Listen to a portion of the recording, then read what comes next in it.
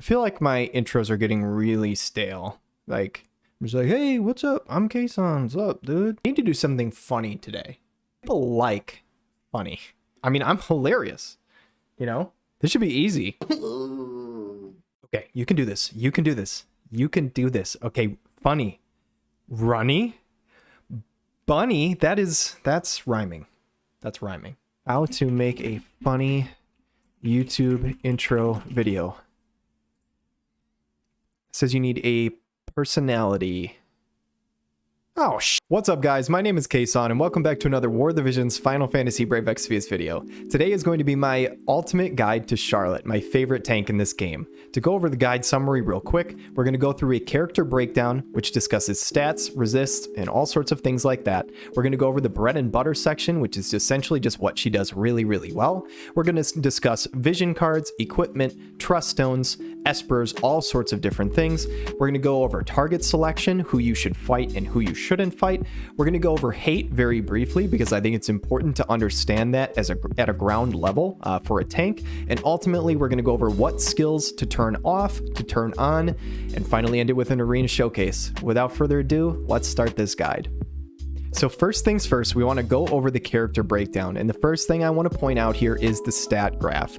Just like many tanks, her stats are very, very good in this game. Her HP is very high, her luck is very high, her attack is respectable, and so is her agility. The only stat that she's really missing here is she has a slightly below average dexterity. However, basically the way this works out in terms of accuracy and hitting units, she's pretty accurate. If you were to build accuracy and luck Truststones on her, she can hit evasion units fairly consistently. She also starts with 0 defense, 12 spirit, so she is leaning a little more towards that magic tank than physical tank or all-around tank.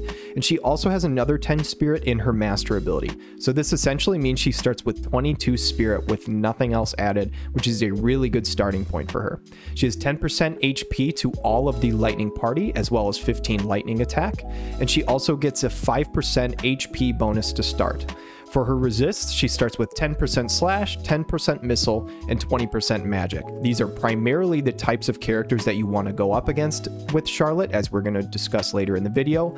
She is weak, -5% to strike. This isn't a huge thing because strike isn't as popular as I've discussed in other videos. She's very weak to pierce. So pretty much if you are ever going against Earth, especially in Oberon or Noctis or something like that, you're going to get deleted. Do not fight those guys. It is in your best interest. For status resists, she has 50% for Toad, 50% for Berserk. The Berserk is actually nice if you are fighting against especially like the fire element. The Toad is super niche and really only for PvE. 10% paralysis is nice, it doesn't add much. 20% water and -10% earth, just like most characters of the water element. She has her Knight of Grandshelt main job, and then she has Monk and Thief as the sub. Now the Monk and Thief sub jobs don't offer a ton. The Thief is really nice for a passive, but in terms of abilities, they don't give her a whole lot. The strengths about her kit, essentially she is good at stacking up defense and spirit debuff resistance, so she's good against units who break defense and spirit. She has a fantastic buff for a tank that we'll go over on the next slide. She has a lightning resist down, so she is very good in that lightning element, mono element party, and she has a great AoE limit break, which drops attack and magic for the enemies. She has a move 3, jump 1, and she is cost 90.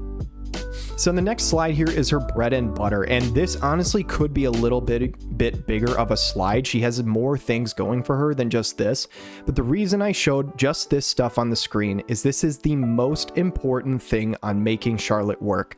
Like, I can't stress this enough. These two things down here are her two buffs. They are in her main job. The first one is Attract Wall. We will go over hate later in the video, but essentially what you need to know is that she doesn't start with hate. So she starts the battle not having any way to attract enemies to hit her. She needs to use this ability Attract Wall in order to gain that hate. It gives her 12, which is a very good number, and it also gives her that defense and spirit debuff resistance of 50. This is what I spoke about on the previous slide.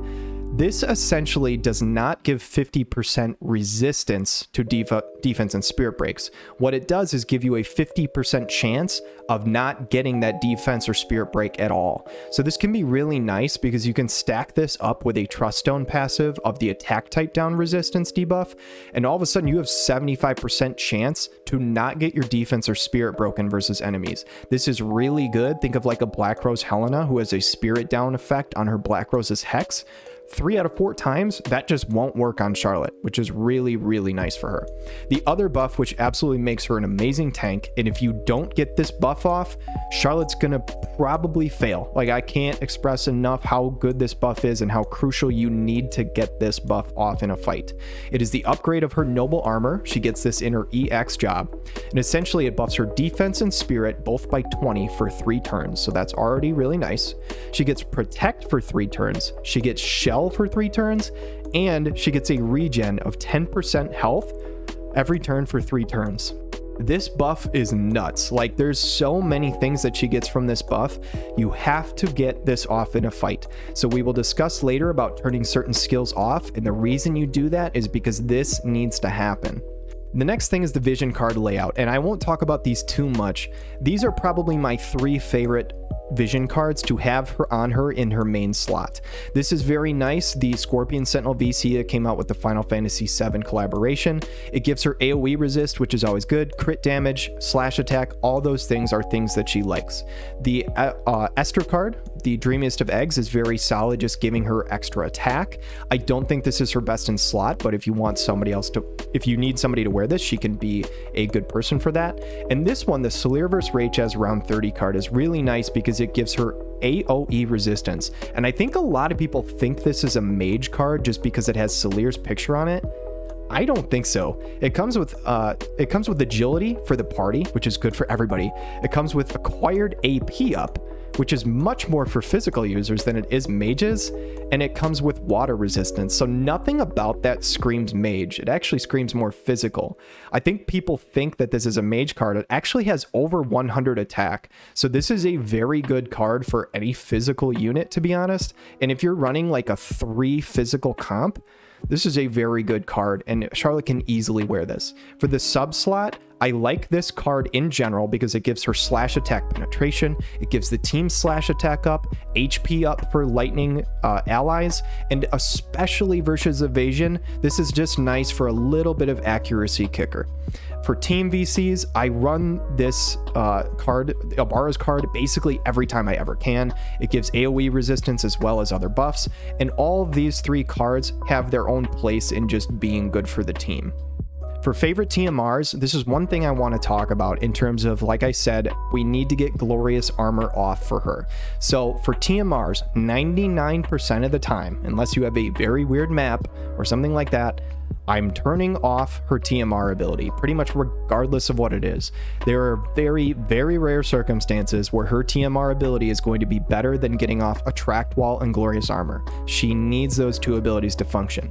So the reason that I have these TMRs on the screen are they are TMRs that I like specifically for this stat gains. This is not often how I use TMRs on characters, but for her, it's very relevant. I have her own TMR, which is really respectable. It comes with 584 HP, which is a very high number, and it comes with 12 spirit. If you are going against magic heavy teams, this might be my favorite TMR, specifically because you can run a barrier type rune on her, and this piece of equipment now all of a sudden has about 1,000 health and 25 spirit. It makes her insanely bulky versus magic teams. And though I know we're probably in more of a physical meta right now, this can be very good versus magic. The Illusory Bell from Ziza, I know this is something that people like to run on their attackers. However, the stats on this are actually really good. She doesn't get a ton of HP, but she gets 8 defense, 7 agility to make her speedy, and 14 accuracy. So if you're going against evasion teams, this can be another nice TMR just to boost up that accuracy just a little bit. The King Mont TMR, again, is another TMR with a fantastic ability, but even if you're not using the ability, 491 HP is no joke. Same with 11 defense and 6 spirit. Just an overall good tank TMR. And this also allows you to wear a piece of armor. So you can wear a Brigandine or a Knight's armor or something like that and really, really bulk Charlotte up. The same thing with this. This is basically just the magic version or anti-magic version of King Mont's TMR. It comes with 10 spirit instead of 6. Also comes with a nice little bit of crit evade, which is never a bad thing. You can still wear a Brigandine to get that AoE resist. Just an overall good piece of TMR. Just make sure that ability is off so she doesn't raise her faith too high. Okay, for favorite Truststones, I'm going to go over this very, very briefly. For some of these passives, they're very, very unique to who you're going up against. If you're fighting a wind team, a light team, a dark team, fire team, whatever you're going against, you're going to optimize the defensive runes based on who you're going against. That should be pretty self-explanatory. However, I want to shout out a couple of these very specifically. Spirit debuff resistance and defense debuff resistance are really, really good on her because they stack up with her attract wall passive. This now means that she will essentially have a 3 out of 4 chance of not having her defense or spirit be broken whatsoever. This is absolutely awesome for her. It just helps her be that much more tanky. 10% HP and 10% luck are essentially always good, and try and fit in the resists depending on who you're going against. 20% attack, 20% acquired AP are always good on her. Same with dexterity. I wrote in 10 lightning attack and 10 slash attack here, and you guys might think this is weird because Coral Sword exists, but 99% of the time I don't use a weapon on Charlotte. So the reason I have these in here are just a little bit of added damage, while she keeps that bulk on her other pieces of equipment and doesn't necessarily need a weapon. For sets, I think HP is probably the best, but if you know you're going against specifically all physical or all magical, you can switch for defense or spirit. Luck is for the evasion. So HP in general, luck versus evasion. If you know you're going mono physical, mono magic, you can do defense or spirit. If you just want to catch all, HP or luck is the best. For the offensive sets, aim is really good, again, against evasion. Speed in general is just good in basically every situation. And AP, I think, could have a use if you find yourself running out of AP. For the equipment options, like I said, 99% of the time, I don't use a weapon. However, if you wanted to say, screw you, Kason, I don't want to listen to you, I want to use a weapon anyway, I think Coral Sword is probably the best in slot majority of the time. Spine Blade and Engine Blade are both very functional. They give defense pen and slash attack pen respectively there. And for the armors and accessories, the 3, I think, best pieces of equipment for her that I basically every single time run 2 out of these 3, just depending on who I'm going against, are the Alexandrite Ring, the Pod, and the Brigandine. I always use 2 out of these 3. The Alexandrite Ring is phenomenal versus evasion, so if you don't know who you're going against, I think this is a very safe option to equip, just in case you run into evasion that you're able to hit them. It also gives you 5% elemental resist, which is good against literally everybody in the game. Pod is also a piece of equipment that's fantastic for a tank. Unit attack resist is more valued on a tank, because essentially if somebody's coming up and hitting you, it's either going to only hit the tank, or it's going to hit the tank and somebody else. So the unit resist is more so for tanks than attackers in general. The Brigandine armor is fantastic for literally anybody who can wear it. If you have a character that can wear Brigandine, slap it on. You will never go wrong with that. Even if you're facing full magic teams and this thing comes with 20 defense, the 10 AoE resist is that good that it just doesn't matter. This piece of equipment is phenomenal. The one thing that I will say here, a very quick shout out, is this golden armor +5. And the reason that I want to shout this out is it has 50 slash resist debuff resistance now. This actually stacks up with the all attack type resistance of the Truststone passive. So if you're thinking about Charlotte here, right, and you get, let's say you're fighting Elena, and you have a spirit debuff resistance and an all attack type debuff resistance, both of 25%. You also have Attract Wall giving you 50 spirit debuff resistance, and then you have the 50 slash type attack type debuff resistance.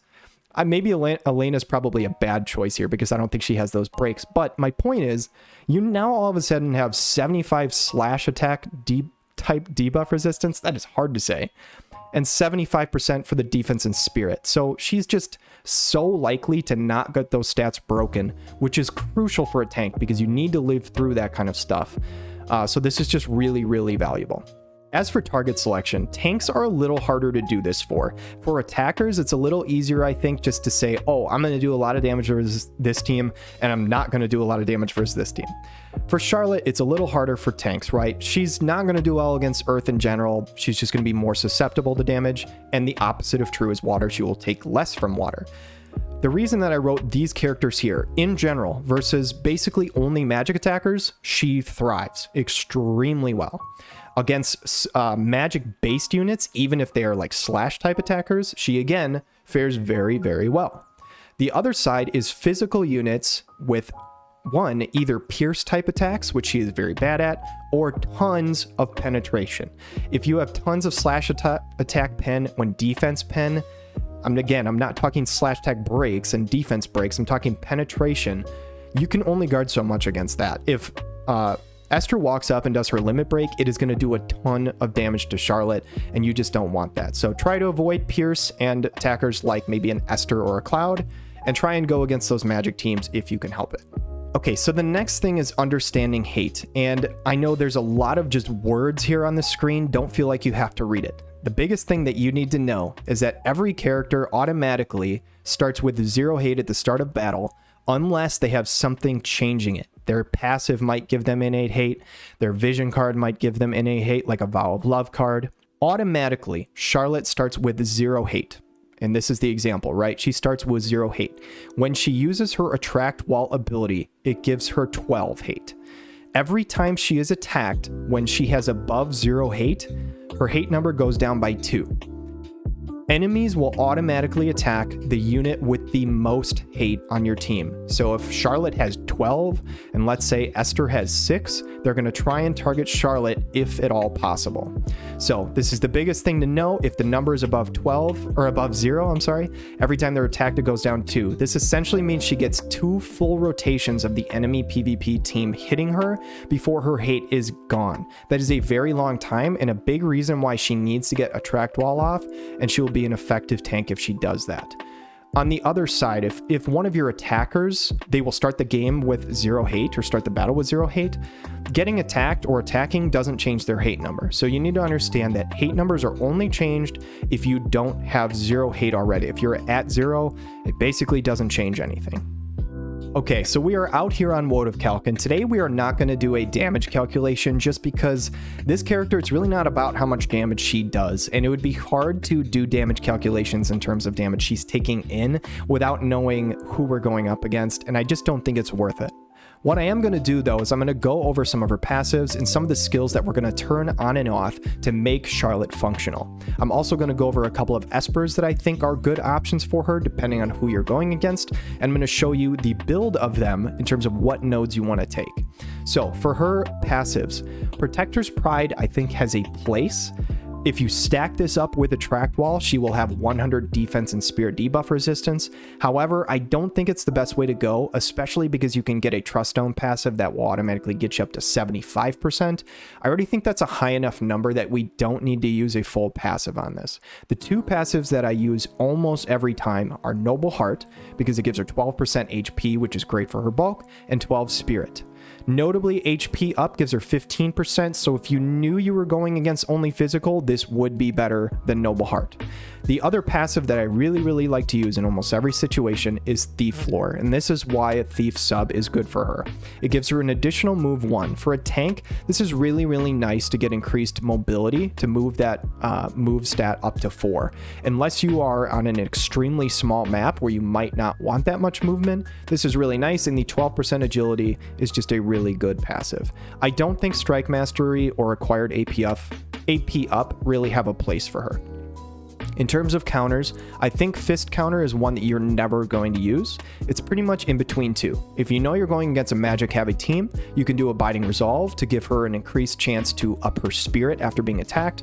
Otherwise, the overall just kind of catch-all best passive is Quick Action. And this is essentially a 20% chance to up her agility for a turn. This just helps her move faster, and getting an extra turn could be the difference between winning or losing a fight. For her main job, again, the Attract Wall and Glorious Armor are the two abilities that we're always going to want to get off, and they're very crucial in making her effective. So that means we have to turn certain abilities off. This Stunning Edge has a range of 3. This is oftentimes too much range, and if we turn this on, she probably won't Glorious Armor, and Stunning Edge is not a good enough ability that we want to have this turned off. Swift Punishment, I actually really like this ability. Like, it's very good. It's 165% modifier, which is not bad. A decrease of agility for 25% in an AoE is just a fantastic skill. The problem with this is on most maps, if you leave this on, because she has 4 move most times, she's not going to get her Glorious Armor buff off. She's going to use Attract Wall, and then she's going to walk up and do Swift Punishment. Most teams in the modern meta right now are going to eat up Charlotte if she doesn't have her Glorious Armor on, so 90% of the time, I'm turning this off. If you are on a very long map, it could be worth it to leave this on, but again, most of the times I turn it off. Lightning Strike is phenomenal. It's only 1 range, which normally sucks, but it has a range height of 2, which is actually really good for this close of an ability. And part of the fact that it is such a short range actually benefits her because it allows her Glorious Armor to get off more often. Her job level 25 skill, Grand Shout Wall, is super underwhelming. Don't ever use it. 8% resistance is just not enough. Basically every TMR is probably going to be better than this. So for her sub job, Paralyzing Blade, I think is pretty crap. If you wanted to run this as a sub, you could put it on just because, again, the range height, or sorry, just the attack range is not very high. So it typically won't prevent her from not buffing. So you could leave this on if you want the chance that they stack up, you could get some AoE damage on. It's fine. The one skill I want to talk about here is something that I use very infrequently. However, I think this has a place, especially coming up with what types of units we're seeing in the game. If you see, this increases lightning resist of 20%, water resist of 20%, and dark resist of 20%. Those are probably 3 of the 4 elements that are most common in the game right now. You see ton of lightning, ton of water, ton of dark. I'm going to go over later in another video tips on beating some dark units. But one of the things is they don't have dark penetration unless you're talking about like a Black Rose Helena limit break dropping that dark resistance, right? The Leela and the Joker, the big 2 of dark, have a lot of like slash attack penetration or a defense break, but dark resistance can be one of the things that prevents damage from them. So I think this skill has a place, especially coming up in the meta, especially once Charlotte gets her mastery ability too. One of the things about the dark element is that they are very fast-paced, right? They want to get in, they want to fight you very quickly. It's what they do. So one thing I think might work, and I want to test it once it happens, she gets her mastery ability too, she will have 5 innate hate. The thing about this is that basically absorbs 1 full rotation of skills. There's a chance that you might not have to run Attract Wall. You could do Glorious Armor and then use Hallowed Aegis' Blessing to get this resistance up for your entire team. And now your team is essentially 20% bulkier against that element. So right now, I very rarely use this, but just know once her Master Ability 2 comes around and we see more Dark, which is going to happen because Dark Fiend is coming out too, this might have a place. Monk Subjob, I never use any single ability on this subjob except for on occasion I use Pummel if, and only if, I'm running also with like a Queen. This helps chain with her, and pretty much there's almost no situation where you're going to use a Pummel, get that lightning and strike chain, and then Queen comes in with a charge Johanna and that thing doesn't die. Like, that chain is just too good, and Queen typically is not resisted just because of her strike damage. So if you're ever going to run this, Pummel I think is the only thing to use.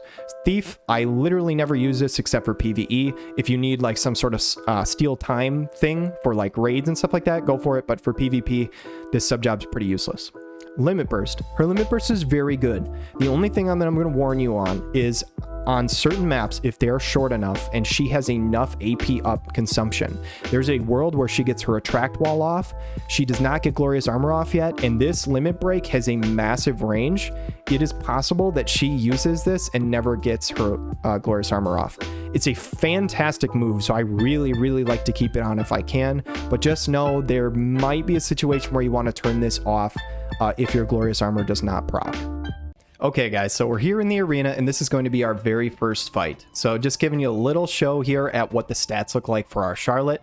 We are using the Demon Wall Esper, we've got the Alexandrite Ring, Brigandine Armor, and then we've got King Mont's Cloak. As you can see with the resistances, we've got very high resistance to water and light, and we have 20% to dark as well. So essentially what this is with the Demon Wall Esper, we want to target light or dark teams, specifically not the evasion teams just because Demon Wall doesn't have any accuracy built in. So we found this 120 Jaden, 120 Yuna, and 120 Sakura team, and this team that I've constructed here is not the best lightning team that you can get. Obviously, I have a shoot celt in the lineup, but basically the whole point with this lineup was just to show you the perfect situation for Charlotte. This is a essentially all magic team, and this is something that she can tank incredibly well.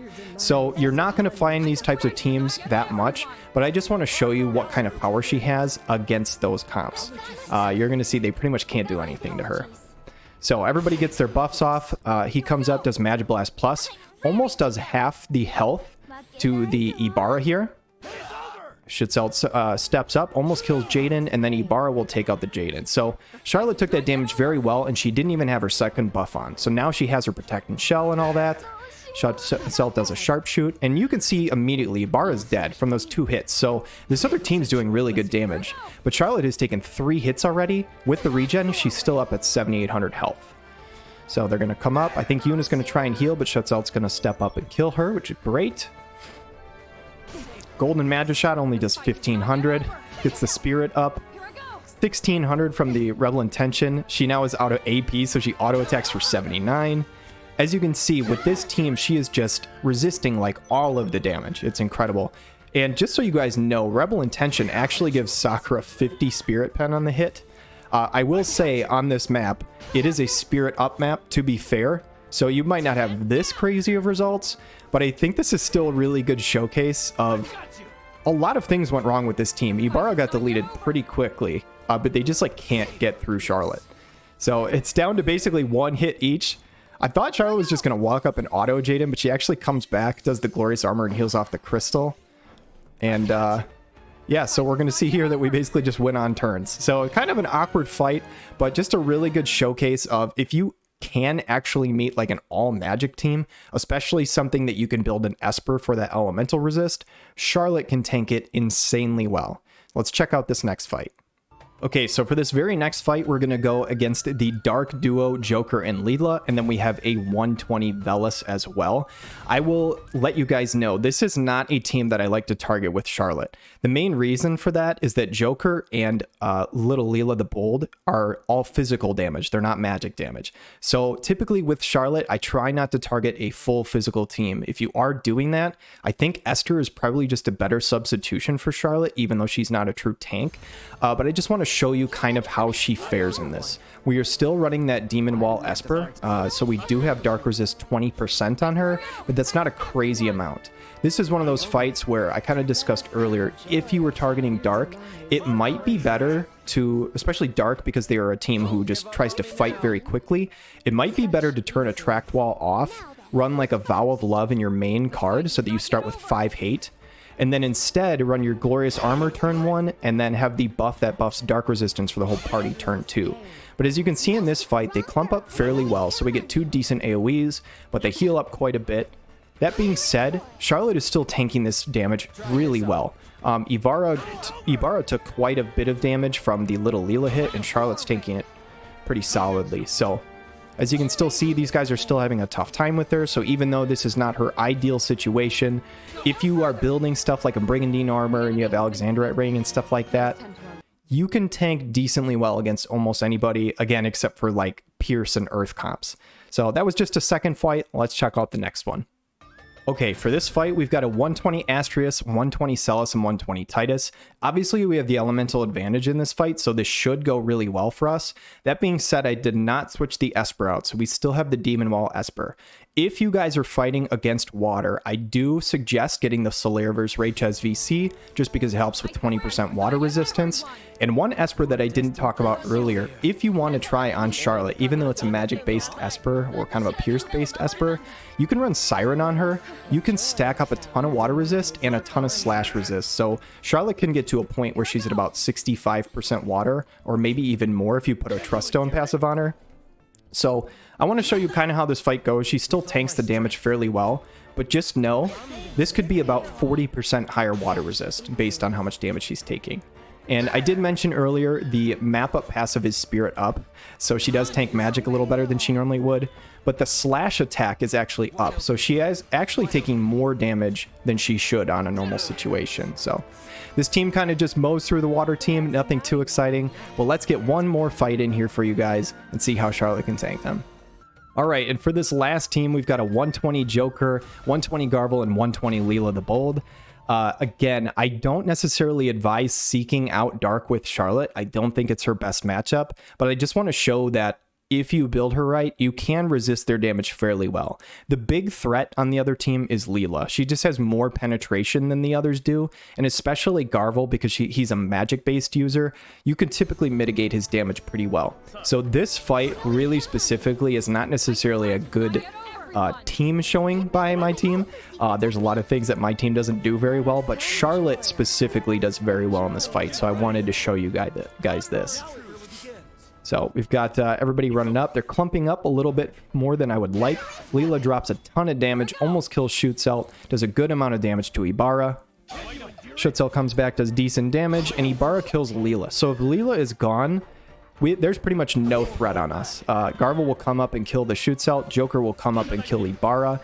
But you're going to see Charlotte's going to 2v1 this simply because Leela is the main thing that gives her problems. Like I said on this map, it is Spirit Up, so we protect a little more against Garble, but it is also Slash Attack up, so we take more damage than we normally would from the Joker. But you're going to see this long drawn-out fight between Joker and Charlotte. We're going to slowly grind them out here. But I just wanted to say thank you guys so much for watching if you've made it up to this point. This is my final fight here. And I just wanted to say, if you are not subscribed, please do so if you enjoy this content. 78% of my viewers, or 78% of my watch time, is by people who are not subscribed. And that tells me that people are actually enjoying it, they're just not subscribing. So if you do like this, please click that subscribe button. It helps me out a lot, and it helps you guys know when a new video comes out. What to expect from me, my next video, I think is going to be an anti-dark ultimate guide. And what I mean by that is Joker and Leela are basically everywhere. I just see them running rampant. They're a very, very strong duo that can be run with multiple different units, whether it's another dark unit, a Velis, or a Resnick, or something like that. And I'm going to make a video on how to beat them, not only just for the lightning element, that I will show examples for lightning, but other elements as well. Just show you a bunch of tips and tricks on how to overcome them. I've had a few different people ask me to do this video, so I figure it's a good video to do. But again, if you guys watched up to this point, thank you so much for watching. I hope you guys have a wonderful day.